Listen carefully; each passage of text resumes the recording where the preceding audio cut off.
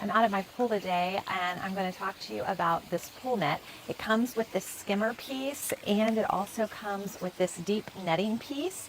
And as you can see, they both have attachments, and so you can adjust it here on this pole based on what you need it for. But I want to talk about this pole for just a minute. So let me back up where you can see it better. Look at this pole. It just collapses down so nicely into the smaller size, and then these little clips open it up and let it adjust to different lengths. So I'm going to pull the first one and it's going to slide almost to my arm's width. Look at that. And then I can go and close it.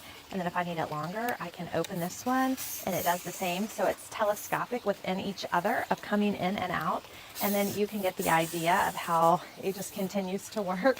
I don't need it all the way. My goodness, I'll be hitting the top of my pool screen if I go too high.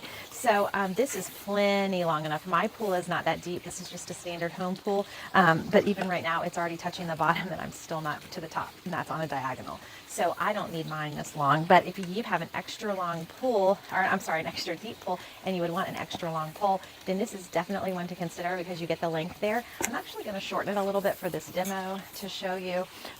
So again, if I want it a little shorter, I just lift this up and then I just push it in, making sure not to get my fingers, and then lock it back. And even this is a little bit long still. So this is a better length for me to manage, and I still can reach the water and have the cushion grips where my hands need to be. So then going back to the attachments that came with it, you just lock them into place right here with these two holes. So let me get one. So if I'm going to use the deep net, I would just go ahead and thread this in, squeezing the two buttons to the inside of each other and sliding it down into the pole until they locked into place, and now it's secure. And then I can use my net to go ahead and do a deep scoop into what I need. My pool is screened, so thankfully we don't really have a lot at the bottom of our pool normally that we need to use a deep scoop for, but that's what I love about this. If there were to be something that I needed to do a deep scoop for, I'd certainly have this net, but because that's not normally what I need to do, I just can squeeze the buttons and it comes off. And if you squeeze the top buttons, it squeezes in the lower buttons. So let me show you what I mean. I had it attached by the lower buttons, but when you squeeze the top buttons, it brings the lower buttons in and it makes it come off. So let me show you that again. So when you put it on, you can just pop it into place like this. You can see the smaller buttons are in these holes, but if I push the larger buttons in, it makes the smaller buttons disappear. You just give a little twist and it comes right out. So the net that I like to keep on it is this shorter, shallower one.